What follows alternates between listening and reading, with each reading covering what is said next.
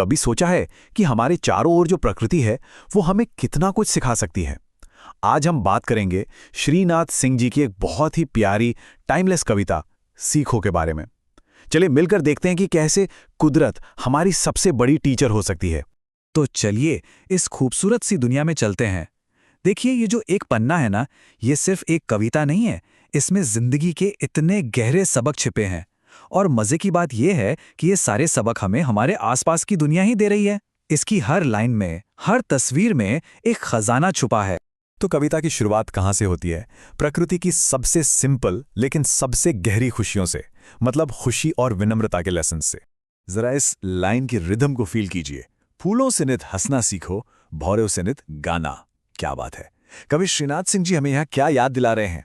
वो कह रहे हैं कि फूलों की तरह हमेशा मुस्कुराना और भौरों की तरह गुनगुनाना। इसका मतलब सिर्फ खुश रहना नहीं है, इसका मतलब है जिंदगी के हर एक पल को, हर मोमेंट को पूरी तरह से जीना, उसका आनंद लेना।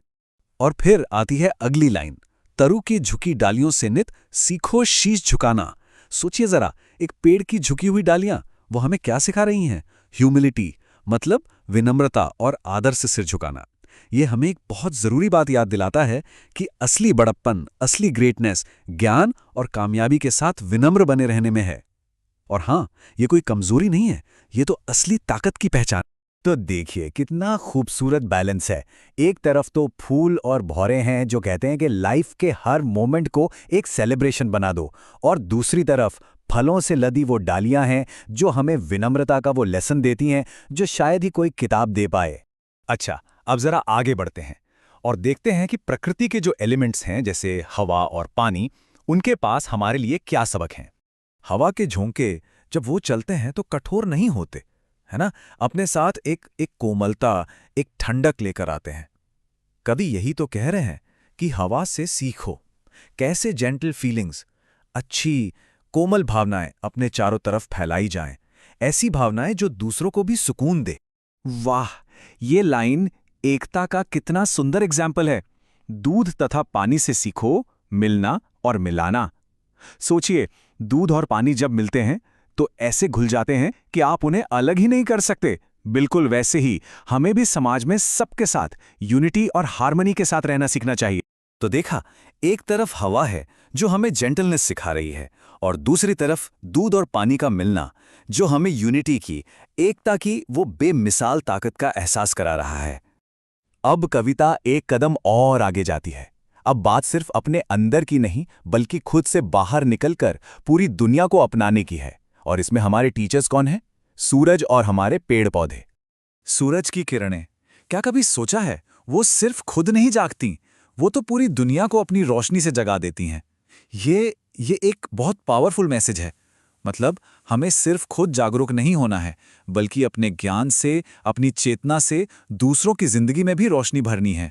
और कभी लताओं और पेड़ों को देखा है कैसे वो बिना किसी भेदभाव के एक दूसरे से लिपट जाते हैं, एक दूसरे को सहारा देते हैं।